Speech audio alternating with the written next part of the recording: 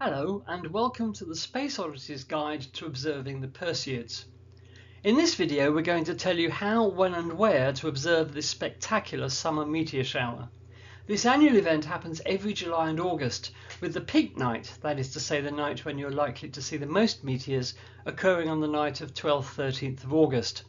But you may see up to 100 meteors per hour on the peak night, depending on the year, but you may also see many meteors a few nights before and after the peak night.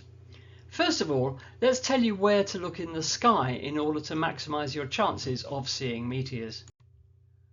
Look to the northeastern sky after dark and you will see the familiar W shape of the constellation of Cassiopeia.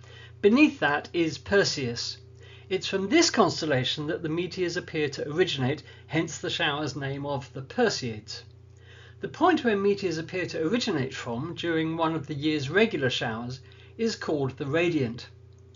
In effect, when we look at Perseus during the shower, we're looking down a tube of dust and small pebbles left in a ring around the Sun by Comet Swift-Tuttle.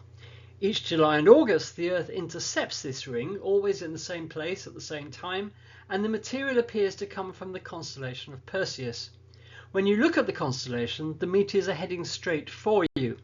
Because of that, they will not have long tails. You need to see a meteor from an angle to see the full length of its tail. You can see this effect in this time exposure of the Perseids, which has captured a few dozen meteors. Notice the short tails of the meteors close to the radiant, which is in the center of this photo. It's a foreshortening effect. So the further a meteor is from the radiant, which is at the center of the photo here, the longer its tail. Therefore, to get the full effect of the meteors, the best place to look is about 60 degrees away from the radiant, where the meteors' tails will be longest. So where should you go to watch the Perseids? You need to be in as dark a place as possible, well away from town or city lights. This year, the moon will set before midnight on the night of the 12th-13th of August, so after that there will be no moonlight lighting up the sky and drowning out the fainter meteors.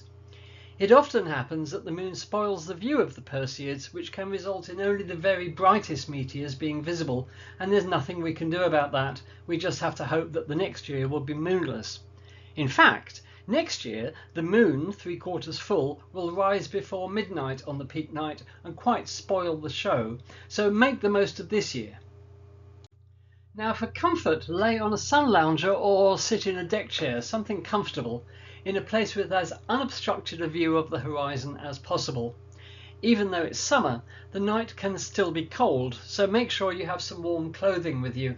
A thermos of tea or coffee might come in handy as well, especially if you're intending to stay out for a long time. If you need a light so you can see what you're doing and where you're going, use a red light if possible, because red light will not destroy your eye's adaptation to darkness. Any other colour light will dazzle your eyes, and it can take up to 20 minutes for your eyes to readapt to darkness. So how many meteors can you expect to see? Well, it very much depends on the year. Some years you'll see more than others. If you're in a dark place and the sky is clear, you'll definitely see Perseids. In a good year, you may see 1 or 2 per minute, but don't be discouraged if a few minutes pass without you seeing any. Meteors are completely unpredictable. Conversely, you may see 5 or 6 in 1 minute. One never knows. I remember back in the 80s being with a group of astronomers to watch the peak night of the Perseids. Between us, we counted 625 meteors between sunset and sunrise. Now, obviously, many pairs of eyes are better than just one, so with people looking at different places in the sky, it's possible to see many meteors between you.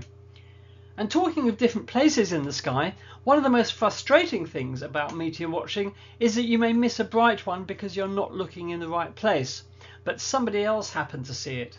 So get used to the fact that you may miss some spectacular ones. A typical meteor may only be visible for a couple of seconds, and by the time somebody has seen it and screamed out, it will be too late for you to turn your head to see it. It will have gone. And as for when to see the meteors, they will be at their best between about midnight and sunrise, so any time during that period you can expect a good show on the peak night. The Perseids are also well known for producing spectacular fireballs like the one shown here.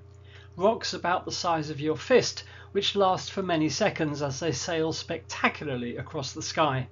They are extremely large and bright, often bright enough to cast shadows, and once seen they are never forgotten. Let us hope you're lucky this year and see a Perseid fireball. Well, that's it for this short guide to observing the Perseid meteors. The most important thing of all is just to lay back and enjoy one of nature's most spectacular events. If you're thinking of trying to photograph the meteors, you may be interested in the Space Oddity's guide to doing just that. May you have clear skies and see many meteors. Until next time, goodbye.